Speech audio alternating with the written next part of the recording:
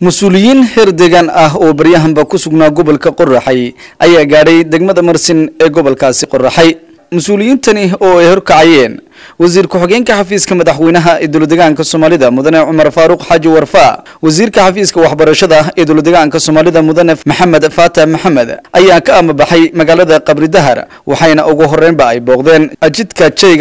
إسكحرة قبلها الحار وكترسن دجمة قبر دهر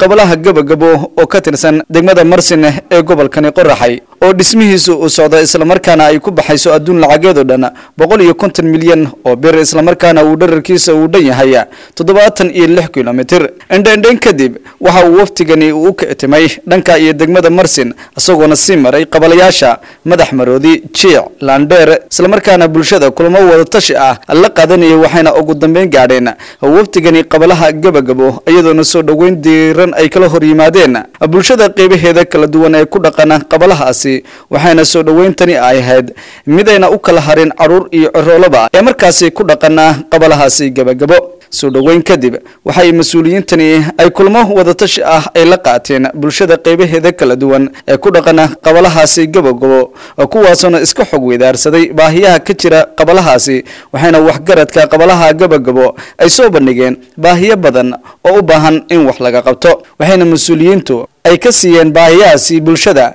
jawaabo hufan oo markaasi ay ku qanceen inta kadib waxa uu waftiga u gaadhay xarunta degmada Marsin waxayna waftigu ay soo kormeereen goobta laga wado dhismaha keedka biyaha ee magaalada Marsin oo meel fiican maraya waxayna intaasi kadib ay kulan ay la qaateen mas'uuliyiintani bulshada ku dhaqana magaaladaasi Marsin kuwaasoo iska xog weydaarsaday baahiyaha ka jira magaalada iyo sidii wax looga qaban lahaa وهنتا كدن بيي وحا وفتيغا وغاday santarka Nustariiq waxaana soo dhaweyn diiran kala hor yimaaday waftiga bulshada reer Nustariiq soo dhaweyn kadib kulan wax la iska weydiinayay baahiyaha u baahan in wax laga qabto ee ka jira santarkaasi Nustariiq ay mas'uuliyiintu ay la yeesheen bulshada ku dhaqan santarkaasi waxayna ay bulshadu ay soo bandhigtay baahiyo badan ah oo ugu xooganayeen dhanka biyaha waxayna ay mas'uuliyiintu ay bulshada reer Nustariiq ay u sheegeen in sida ugu dhaqsinyaha badan wax lagu qaban doono baahiyaha ay soo bandhigeen goobaha kale ee waftigani oo booqday ayaa waxa kamid ahaa qabalayaasha weyle lagu xidha garwaana isku doonley toon ceelay iyo qabalayaal kale oo aad u badan waxayna waftigu ee booqashadani ay u kurgalayeen sidii loo ogaani lahaa isla markaana wax looga qaban lahaa baahiyaha asaasiga ah ee ka jira aagaasi mudane Umar Faaruq Haji Warfaa wasiir ku xigeenka xafiiska madaxweynaha ee dowladda deegaanka Soomaalida oo horkacay waftigani ayaa nooga warbixinaya kormeerkooda ujeedkan socdaalkanaguna wuxuu ahaa bal inaan u kurgalno xaaladda ay ku sugan yihiin bulshada aagaas ku dhaqan gaar ahaan dhinaca abaaraha iyo biyo la'aanta waxaanuna soo garwaaqsanay runtii inuu jiraalku aad ugu kulul yahay dadka waqtigan kadana loo baahan yahay in samata bixin iyo gurmad degdeg ah oo iskaashi dhinaca walba dhinaca dawladda dhinaca bulshada aba la sameeyo meelaha qaar waxa ay ka jiraan biyo la'aan oo baraagihii ayaa guray ceelal ku dhowna ma ay jiraan marka waxaan isla qaadanay inaanu bal biyo dhaamiska booyadaha kala inaan kordhino meelaha qaar waxa jira ceelasha oo jabnaa ceelashiina waxaanu la kaashanayna xafiiska biyaha ayaan dayactir degdeg lagu sameeyay ceelal kale oo iyaga laftarkoodu waxa jira afka ka xidhan oo muddo dhexdeeda shaqadoodu dhamaatay laakiin aan wali laga faa'iideysanin waana si degdeg ah ayaan xafiiska noo ka wada soconaa isla qaadanay in afka laga furo oo biyahooda laga faa'iideysto kulka xaaladda abaaruhu saas ahayd runtii wax badan oo wacyiga oo aan aad uga sii warqabin ma laga yaabo inaan ruux caadiga halkan markuu joogo ama qabridaha ama jijiga joogo inuu aad u ogaanaynin way ku sugan yihiin dadku waxaan farayaa bulshada dhammaan deegaanka dhan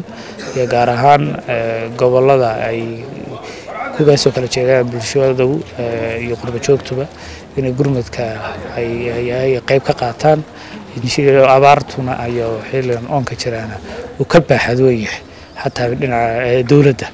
oo bulshaduna qaybtooda inay ka qaataan ugu dardaarmayo waxaan iyaduna madoona in labada sano iyo badhka waxyaabaha mashaariicaha laga fuliyay degmo walba iyo qabale kasta ee gobolka kamida in uu ka badan yahay mararka qaar wixii la qabtay 10 sano iyo 30 sano